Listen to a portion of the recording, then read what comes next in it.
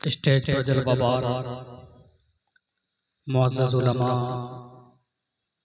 मोहतरम हाज़िरीन व जुमला सामिईन, अस्सलामु अलैकुम व रहमतुल्लाहि व बरकातुहू। बिस्मिल्लाहिर रहमानिर रहीम। अल्हम्दुलिल्लाहिल्लज़ी अबदअल अफ़लाक वल अर्दीन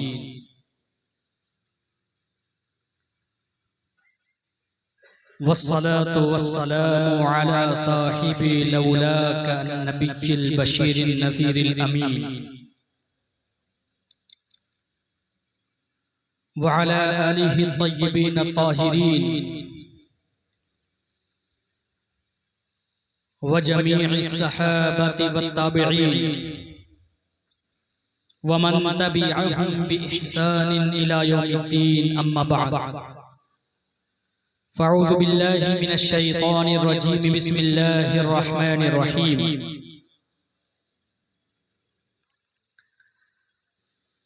वला तहसबन्नल्लज़ीना क़ुतिलू फ़ी सबीलिल्लाहि अमवाता।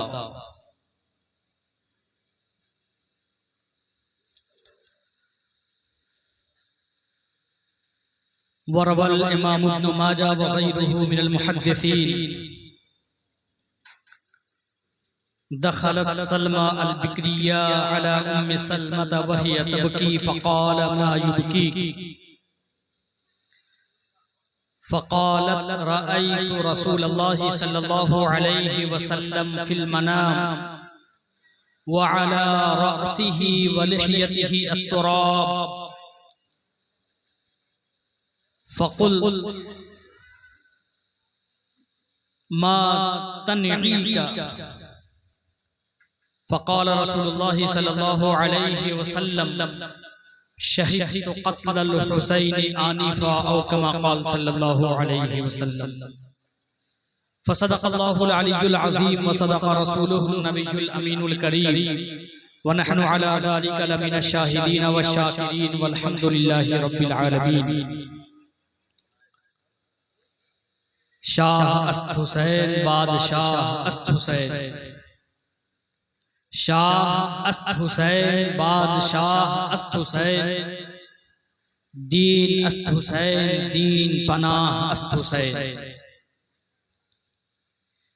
और क़त्ले हुसैन अस्ल में मर्गे यजीद है, इस्लाम जिंदा होता है हर करबला के बाद। मोहतरम हाज़िरीन, कल के बयान का तसलसल आगे जारी रहेगा। कल हजरत इमाम हुसैन रज़ियल्लाहु ताला अन्हु के मनाक़िब पे गुफ्तगू हुई थी कि हजरत इमाम हुसैन रज़ियल्लाहु ताला अन्हु तारीख़ पैदाइश की क्या थी, कल आप लोगों को बताया गया था, याद है आप लोगों को? हजरत इमाम हुसैन रज़ियल्लाहु ताला अन्हु ये हमारे नबी के कितने करीब थे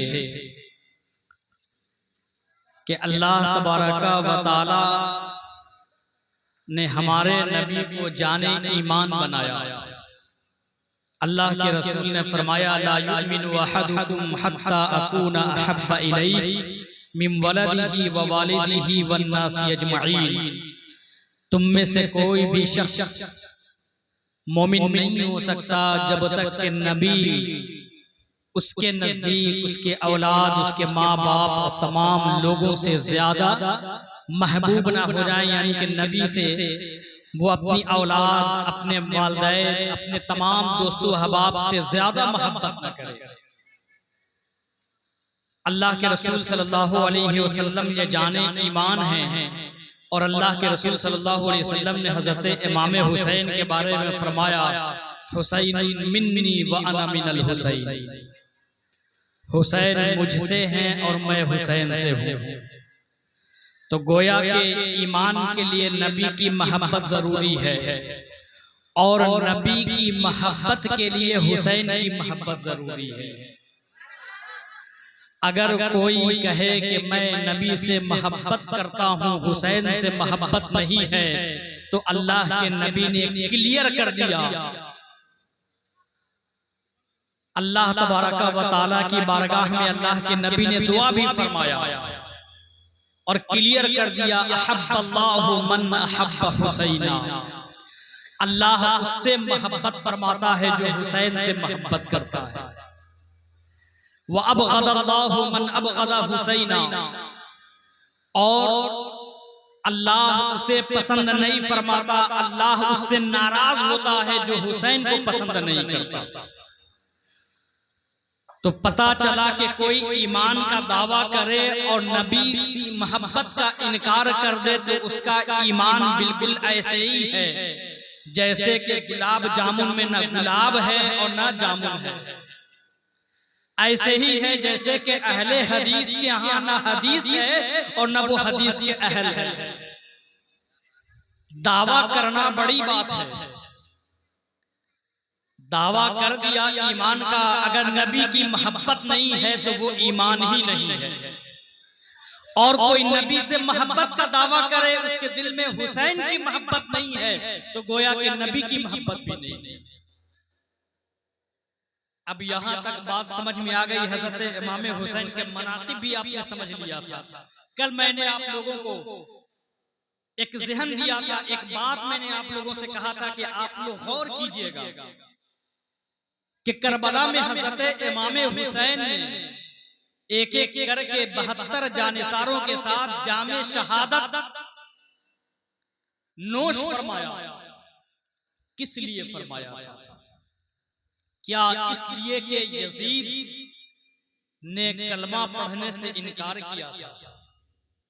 क्या इसलिए कि यजीद अल्लाह की इबादत छोड़ करके बुत परस्ती किया करता था? नहीं, यजीद से बुत परस्ती साबित नहीं है। यजीद बुत परस्ती नहीं करता था। क्या इसलिए हजरत इमाम हुसैन ने यजीद की बात ना मानी? यजीद की बात क्या थी? करबला का जंग, करबला की जंग ये क्यों हुई? करबला की जंग इस वजह से हुई थी कि यजीद ने कहा था हजरत इमाम हुसैन को कि आप मेरी बैत कबूल कर लें, यानी कि मेरी हाँ में हाँ मिला दें। हजरत इमाम हुसैन ने इनकार किया था। इनकार का रीजन क्या था, वजह क्या था? अगर इस रीजन को हम जान जाएंगे तो हजरत इमाम हुसैन से जो सच्ची मोहब्बत है, इंशाअल्लाह हमारे दिलों में हजरत इमाम हुसैन की सच्ची मोहब्बत आएगी। सिर्फ हमारे जबान पे हजरत इमाम हुसैन का नारा नहीं होगा, बल्कि हमारे दिलों में हजरत इमाम हुसैन का एहतराम भी होगा।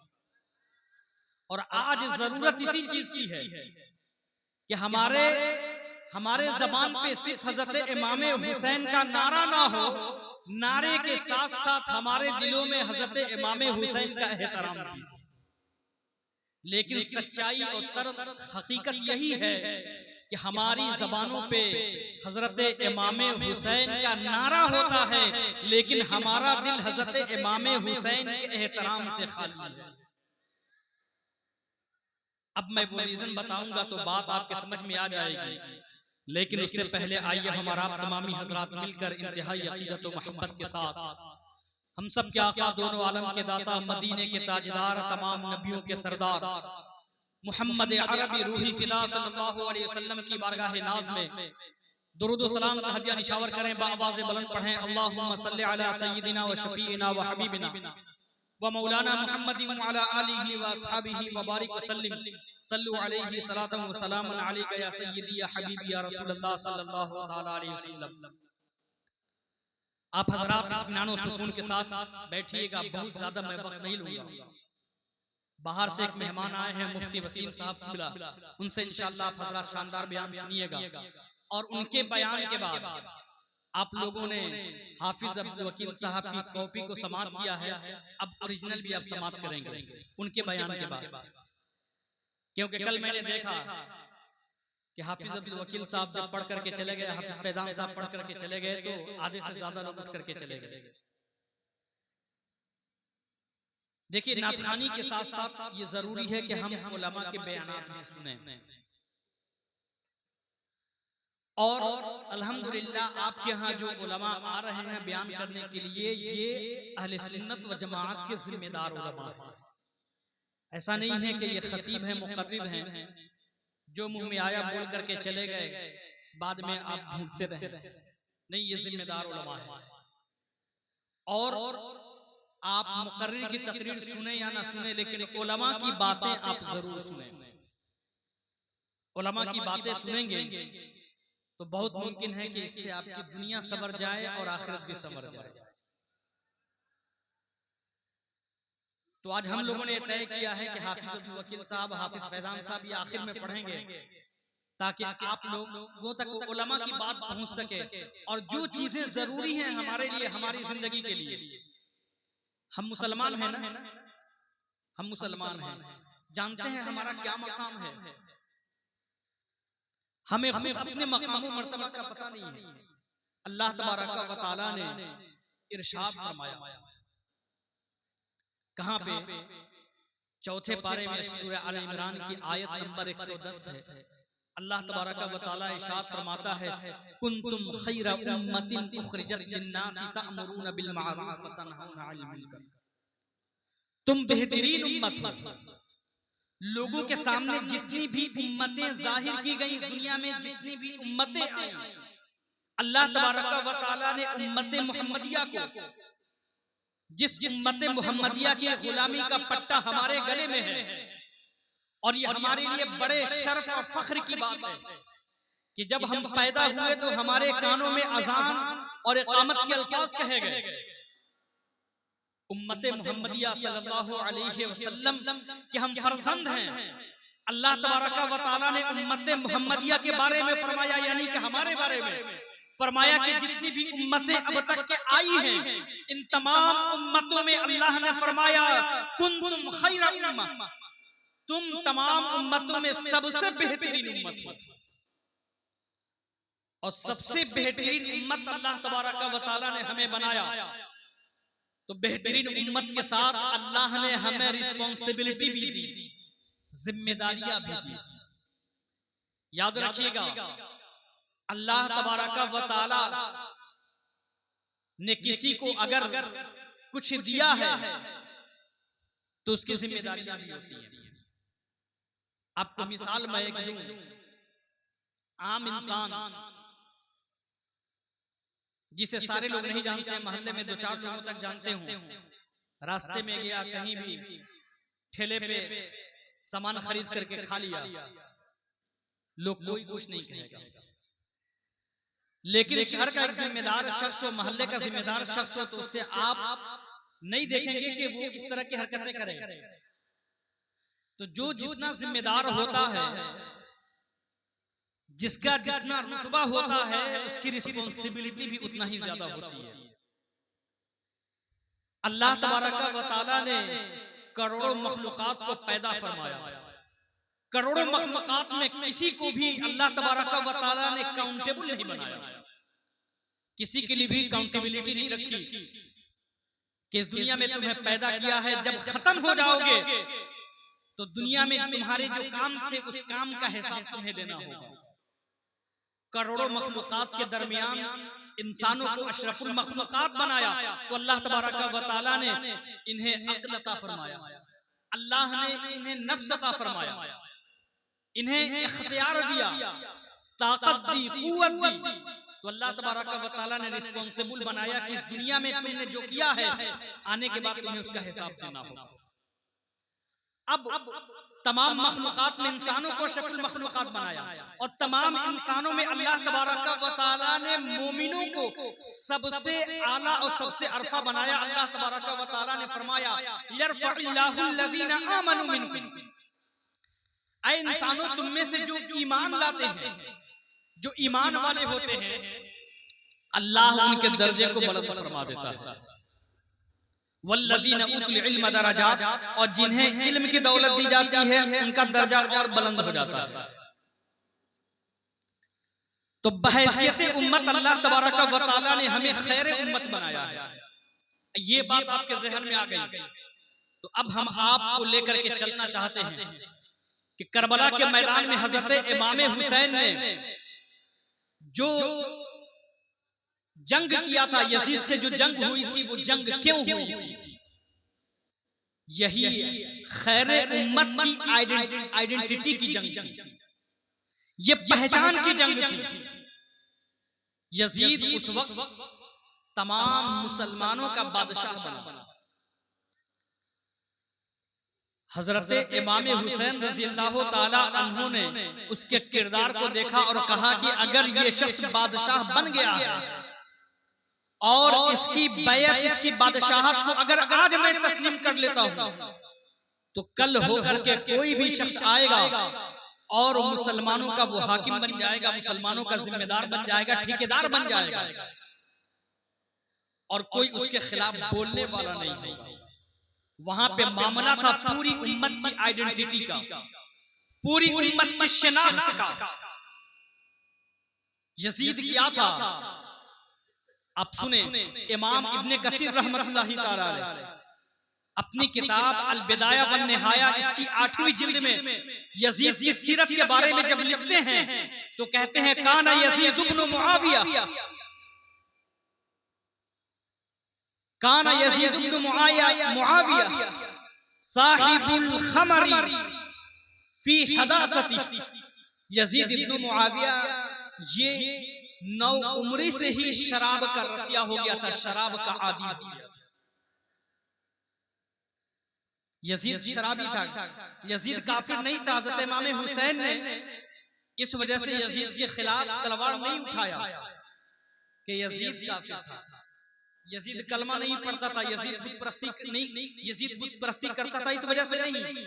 यजीद कलमा पढ़ता था और कलमा पढ़ने के बावजूद अल्लाह के नबी ने जब शराब की हुर्मत का हुक्म सहाबा किराम को सुनाया तो अहले अरब शराब के बड़े रसिया थे। आज भी पीने वालों के यहाँ आप पूछें, शराब की कई कई तरह की किस्में होती हैं। उनके यहाँ भी बहुत पुरानी पुरानी शराब हुआ करती थी, लेकिन जैसे ही अल्लाह के रसूल ने कहा कि शराब ये हराम है, जिसके कानों में जहां तक आवाज पहुंची, अगर किसी ने शराब को गिलास में उड़ेल लिया था और होठों तक ले गया था, होठ से शराब के गिलास लगे हुए थे, कुछ शराब के कतरे उसके गले से नीचे उतर रहे थे, कानों में आवाज पहुंची कि मोहम्मद अरबी सल्लल्लाहु अलैहि वसल्लम ने आज से शराब को हराम कर दिया है। वहीं से शराब के बोतल को, शराब के प्याले को, शराब के गिलास को अपने होठों से दूर किया और शराब के गिलास को पटक दिया, फोड़ दिया। किसी के हाथ में शराब का जाम था, भी होठों तक गया नहीं था, उसने वहीं पे शराब के प्याले को तोड़ दिया। किसी के हाथ में शराब की सुराही थी, खबर पहुंची कि मोहम्मद अरबी सल्लल्लाहु अलैहि वसल्लम ने शराब को हराम करार दे दिया है, उसने शराब के मटके को फोड़ दिया।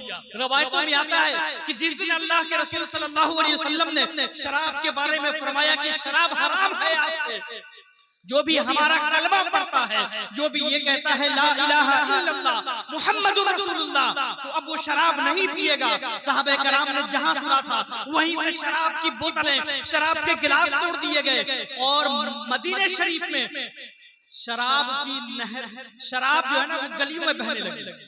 ये आलम था, लेकिन अभी ज्यादा अरसा गुजरा नहीं था, सिर्फ 50 साल गुजरे थे।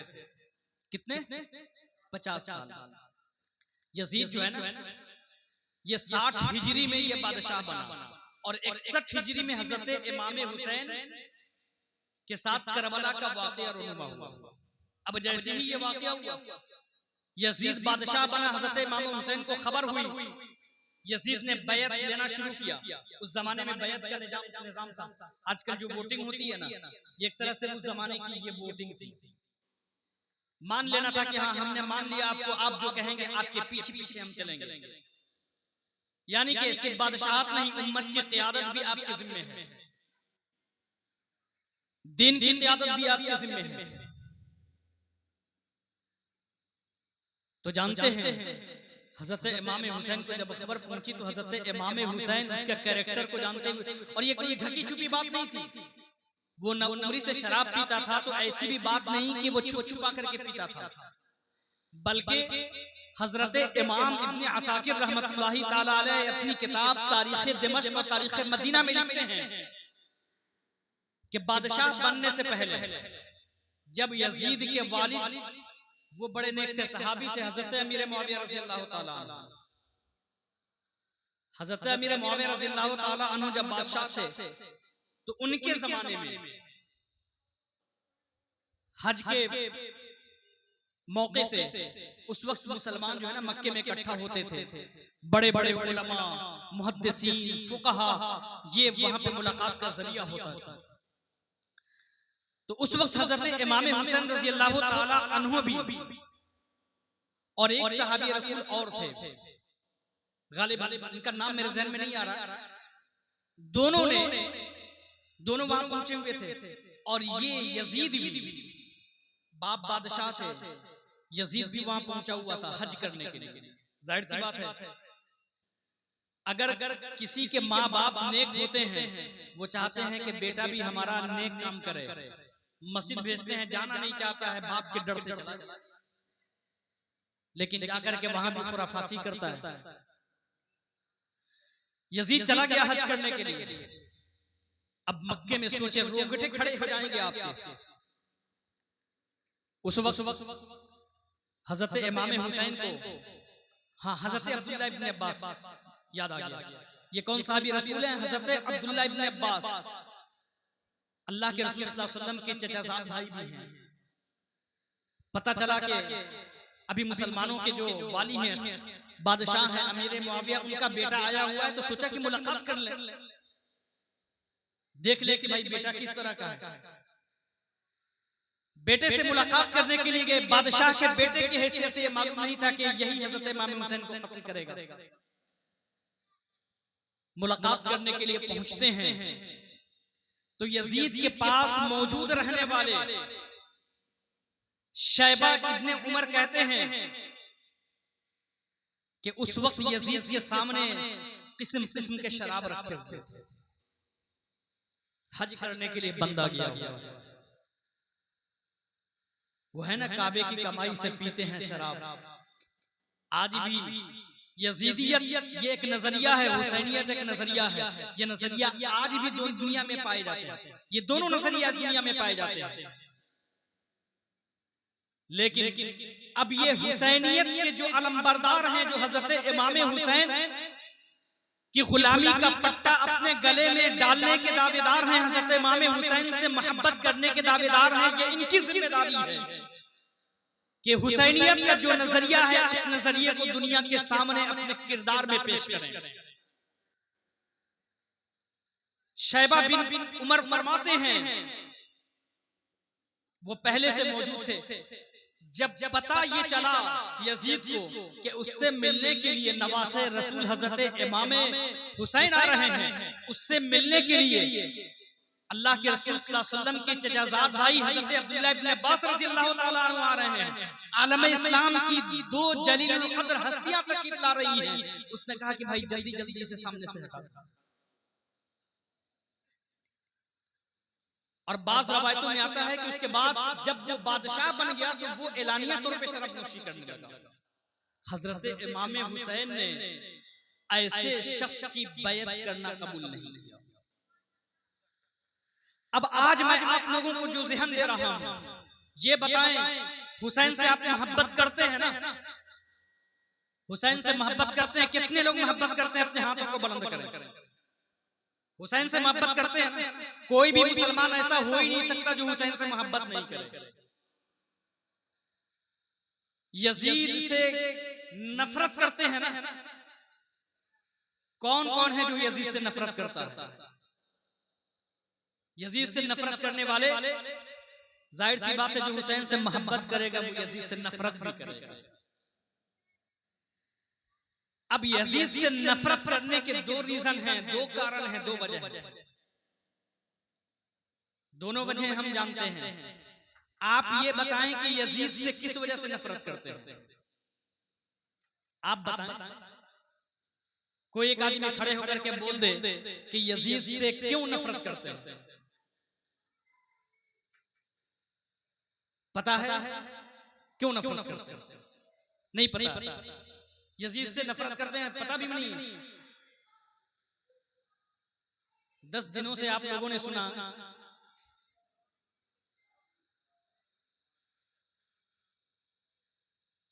देखिए हमारे जहनों में जो आता है ना, उमूमी तौर पे जो बात मैं कर रहा हूं, उमूमी तौर पे यजीद से नफरत सब करते हैं, और रीजन जो पता है आप लोग बयान नहीं कर पा रहे हैं। वो रीजन हमारे जहनों में ये बैठा हुआ है कि उसने हजरत इमाम हुसैन को शहीद किया था, उसने नवासे रसूल को शहीद किया था। आगे बात समझ में, यही इसी वजह से ना हजरत इमाम हुसैन की मोहब्बत में यजीद से नफरत करते हैं कि उसने नवासे रसूल को शहीद किया था। लेकिन ये रीजन तो है, इमाम हुसैन से मोहब्बत करते हैं, लेकिन हजरत इमाम हुसैन की शहादत भी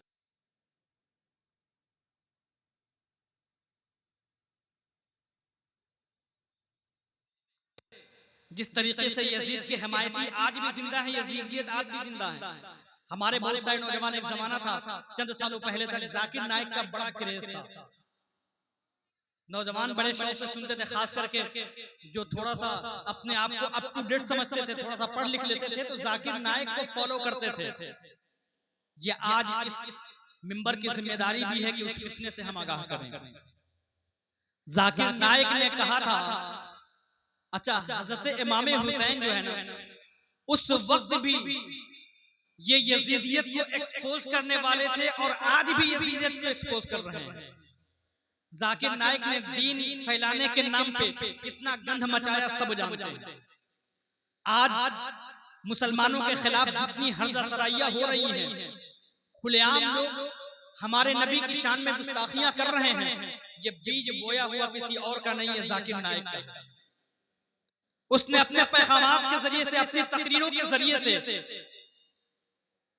दूसरों के माबूदों को बुरा भला कहना शुरू किया, उन्हें उल्टा सीधा कहना शुरू किया। हमारा कुरान तो ये कहता है, वला तसुब्बुल लज़ीना यदऊना मिन दूनिल्लाह फयसुब्बुल्लाह अदवन बिगैरि इल्म। हमारा दीन ये कहता है कि हमारे पास जो दीन है, हम अपना दीन लेकर के दूसरों के पास जाएं, दूसरों को हम अपने किरदार के जरिए से हम अपना दीन पेश करें। किसी के बातिल माबूद को गाली देकर के उसे नीचा दिखा करके अपना दीन पेश हम नहीं कर सकते। कुरान कहता है क्लियर, वला तसुब्बुल लज़ीना यदऊना मिन दूनिल्लाह, अल्लाह को छोड़ करके जो दूसरे बातिल खुदाओं की लोग इबादत करते हैं, तुम उनके बातिल खुदाओं को गाली ना दो। क्यों? रिएक्शन में फयसुब्बुल्लाह अदवन बिगैरि इल्म, तो वो जानते नहीं हैं, लाइल्मी की वजह से वो अल्लाह को भी गालियां न देने लगे। आज वही हुआ। जाकिर नाइक ने चंद साल पहले कंपैरिजन के नाम पे उसने 33 करोड़ उनके जो हम बातिल मानते हैं, हम उन्हें कहते हैं कि वो इबादत के लायक नहीं है, लेकिन गाली देने का इख्तियार नहीं है, उन्हें बताने का है कि हमें बताना है। ख्वाजा गरीब नवाज ने अगर आकर के उनके बातिल खुदाओं की अगर धज्जियां बिखेरी होती, आकर के ऐसी की तैसी की होती, नीचा दिखाने की कोशिश की होती, तो आज हिंदुस्तान में मुसलमानों का ये इतना बड़ा काफिला नजर नहीं आता। कुरान ने मना किया है, और मुस्लिम नौजवानों को भी मैं पैगाम देता हूं कि ये कुरानी पैगाम है, आप किसी के भी दीन और धर्म को आप गाली नहीं दे सकते। अब देखें, वो तो आयत है कि झंडे के तहत, लेकिन एक्सपोज हुआ कहां से? लोग तो समझते थे कि कंपैरिजन कर रहा है, हमारे मजहब को ऊपर कर रहा है, दूसरे के मजहब को डाउन कर रहा है।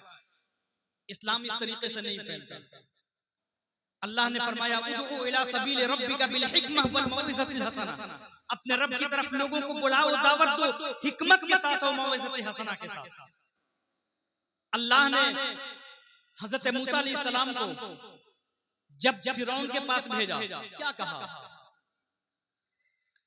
हजरत मूसा अलैहिस्सलाम, उनके भाई हजरत हारून अलैहिस्सलाम, दोनों को भेजा, कहा इज़हाबा इला फिरऔन इन्नहु तग़ा, फिरौन के पास जाओ, उसने सरकशी की है, बगावत की है रब से, अल्लाह के दिन से बगावत की है, अल्लाह से बगावत की है। कहा जाओ फक़ूल लहू क़ौलन लय्यिनन लअल्लहु यतज़क्करु औ यख़शा, तो उससे नर्म लहजे में गुफ्तगू करो। हमारा तो दिन ये कहता है कि जब दूसरों को हम दीन की दावत दे देखें कि कोई गलत कर रहा है तो नरम लहजे में बताएं, लेकिन उसने आके जो खेल शुरू किया था, आज पूरे हिंदुस्तान के मुसलमान इस चीज को भुगत रहे हैं। आज बरसरेआम गालियां दी जा रही है सोशल मीडिया के हवाले से, लेकिन हजरत इमाम हुसैन के जरिए से वो एक्सपोज हो गया।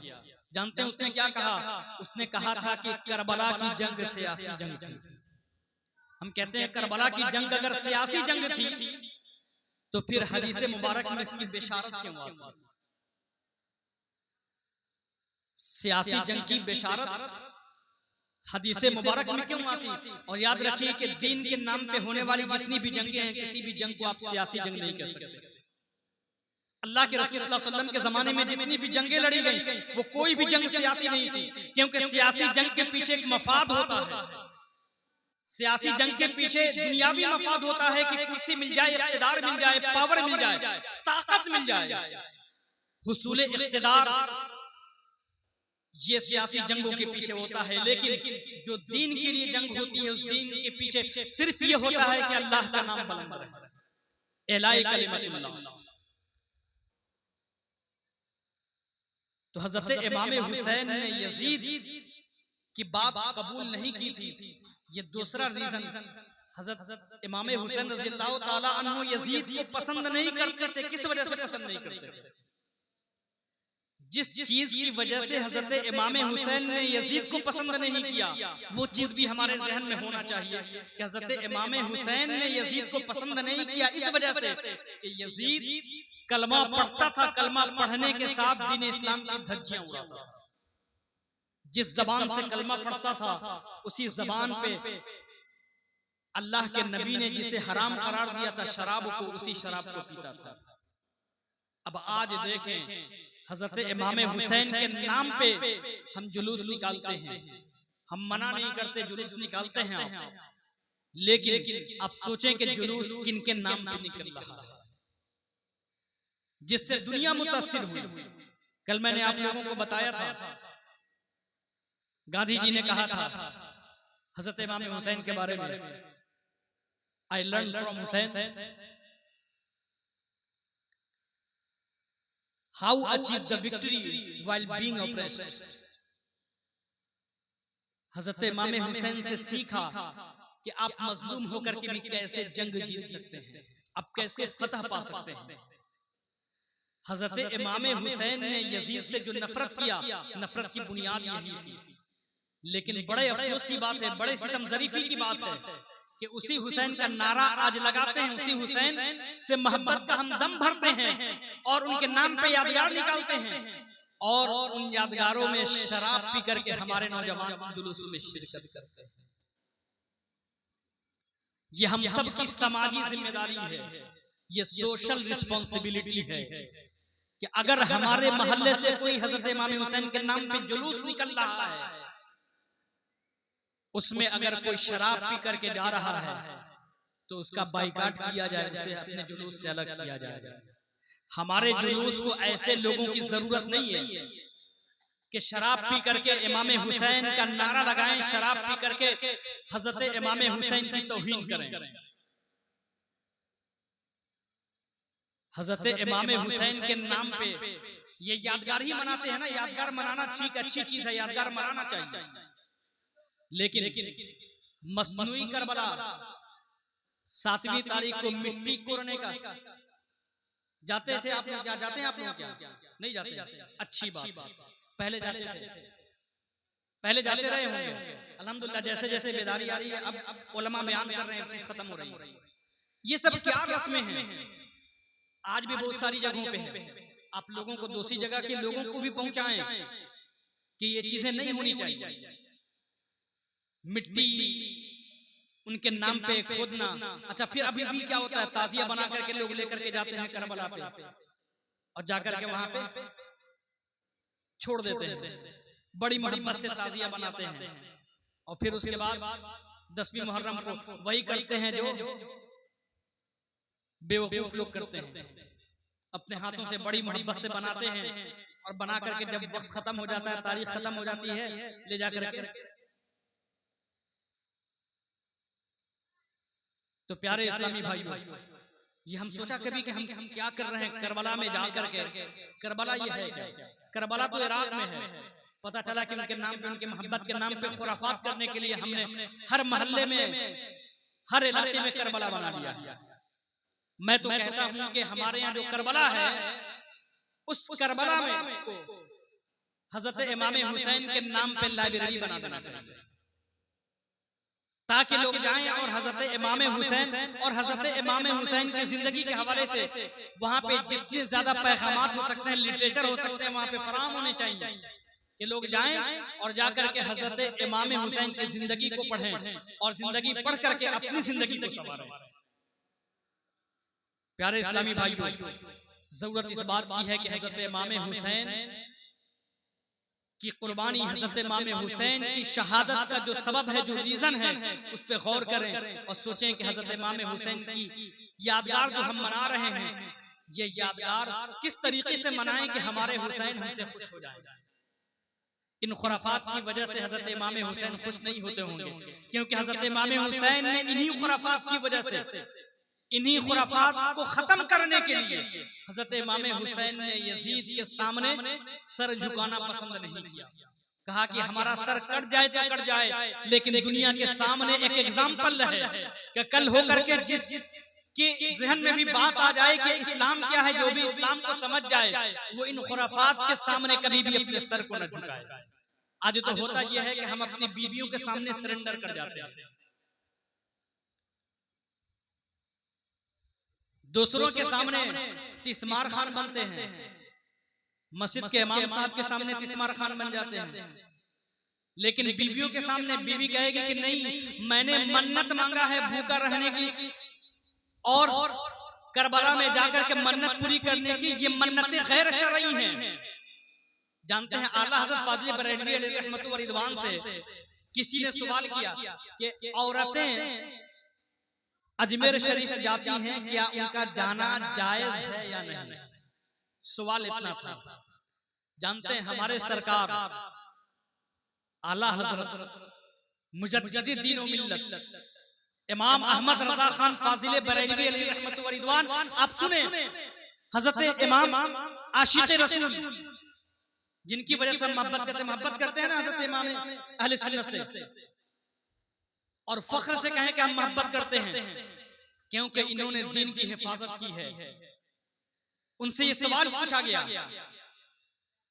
कि क्या औरतों को अजमेर शरीफ जाना चाहिए, जायज है कि नहीं? आला हज़रत फाज़िल बरेलवी अलैहि रहमतुल्लाह व रिदवान ने इस सवाल के जवाब में एक किताब ही लिखी, एक रिसाला लिखा। रिसाले का नाम था जुमलुन नूर फी नह्यिन निसाई अन ज़ियारतिल क़ुबूर। नूरानी जुमले, नूरानी गुफ्तगू औरतों के मज़ारात पे जाने के सिलसिले में। और शुरू करते हैं, पूरी किताब तो नहीं सुना सकता, शुरू का जुमला, आगाज जो करते हैं वो लिखते हैं कि तुम ये पूछते हो कि औरतों का मज़ार पे जाना जायज है कि नहीं, ये पूछो कि औरतें जब मज़ार पे जाने के लिए निकलती हैं तो कितनी लानतें होती हैं। अब सोचे हजरत उमर फारूक रज़ियल्लाहु ताला अन्हु के जमाने में औरतों को मस्जिद में जाने से रोक दिया गया। अल्लाह के रसूल के जमाने में औरतें मस्जिद में जाकर के जमात में नमाज पढ़ती थी।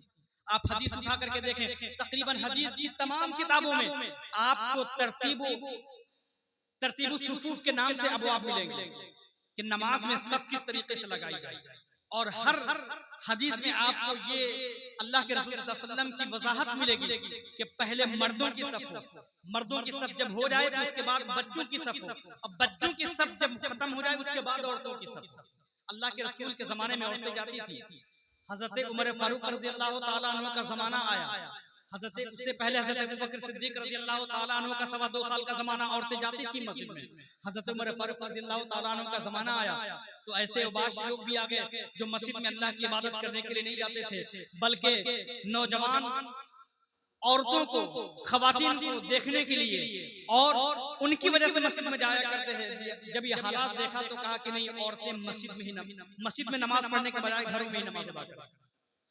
कुछ लोग गए उम्मुल मोमिनीन हजरत आयशा सिद्दीका रज़ियल्लाहु ताला अन्हा के पास। इस तरह के जब मसाइल होते थे ना सहाबा के दरमियान, तो वो मोमिनों की माँ हजरत आयशा सिद्दीका रज़ियल्लाहु ताला अन्हा के पास पहुंचते थे। हजरत उमर से तो कोई डर से बोल नहीं सकता था। लोग गए और कहा कि देखिए हजरत उमर ने वो काम मना कर दिया जो काम अल्लाह के रसूल ने मना नहीं किया था, अल्लाह के रसूल के जमाने में होता था। आयशा सिद्दीका रज़ियल्लाहु ताला अन्हा फरमाती हैं कि अल्लाह के रसूल सल्लल्लाहु अलैहि वसल्लम अगर आज के हालात देख लेते तो अल्लाह के रसूल सल्लल्लाहु अलैहि वसल्लम भी मना फरमाते। अब देखिए औरतों को मस्जिद में जाने से मना कर दिया गया, अब मज़ारात पे जाने की इजाजत कहां से हो सकती है? मज़ारात पे जब जाने की इजाजत नहीं है तो आपने जो करबला बनाया है अपने यहाँ हज़रत इमाम हुसैन के नाम पे, जहाँ पे जाके खुराफात करते हैं, आप पैसे दे करके वक्त दे करके बड़ी मोहब्बत से ताजिया बनाते हैं इमाम हुसैन के नाम पे, और उसी ताजिया को जाकर के वहां पे आप छोड़ करके चले आते हैं। फुजुल खर्ची है वो अलग है, और उसके नाम पे करबला के नाम पे औरतें जाकर के वहां पे मन्नतें पूरी करती हैं, मन्नतें गैर शरई हैं। उलमा फरमाते हैं कि अगर किसी ने किसी नाजायज चीज की मन्नत मान ली तो उसके लिए वाजिब यह है कि वो उस मन्नत को पूरा न करे। ये मन्नतें, किसी ने शराब पीने की मन्नत मांग ली तो क्या कहा जाएगा कि अब तुम्हारा काम हो गया है, शराब पी लो? नहीं।